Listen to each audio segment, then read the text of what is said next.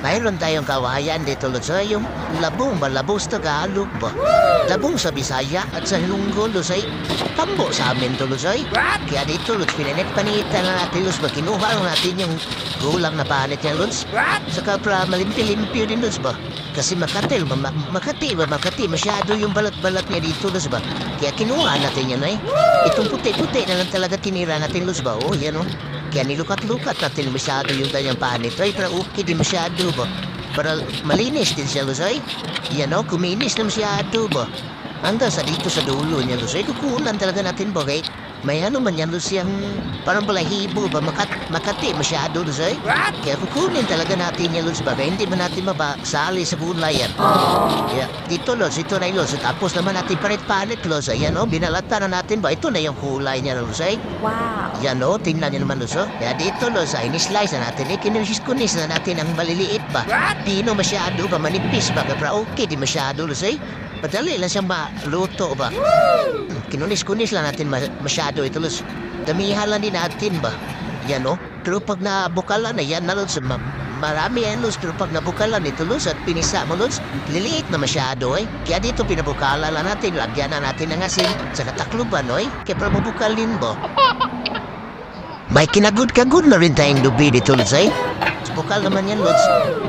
Kuhain na natin, nahihahunin natin ba? Palabigyan mo na natin, Luz, ba? Kaya kumut-kumutin man din natin ito, Luz. Pugaan natin masyado ba? Yan, no? Oh, yan.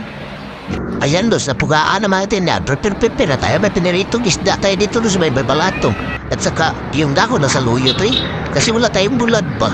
At saka dito yun. So, una piga ng ating gata. At saka panalawa ba? Saka ito yung pinakot natin, Luz, eh.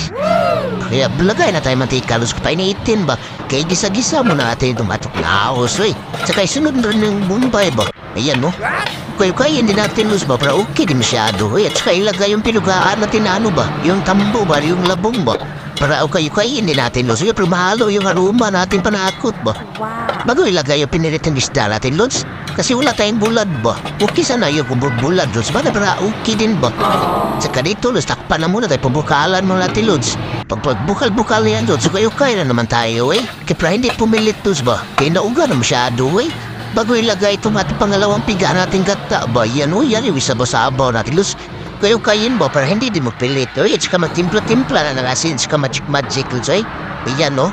At saka takluban ba kayo? Pabukalan pa ba natin, Luz? Ayan, bumukal naman yan, Luz. O kayo lang natin ang bunti, Luz. Bago ilagay yung balatong mo, ayan, no? Saka ilagay na rin yung unang piga nating data, Luz. Ayan yung piso ba? Saka kayo din, Luz, ay. Takluban mo na, Luz, at tukuluan. Pagkulo naman yan, Luz. Tikman ulit, oy. Ayan, no? Sarap naman talaga ang timtang. Ilagay na yung mga daon-daon ng ating saluyot dito, Luz. Ayan, no?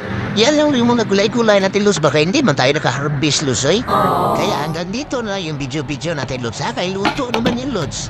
Thanks, Luz.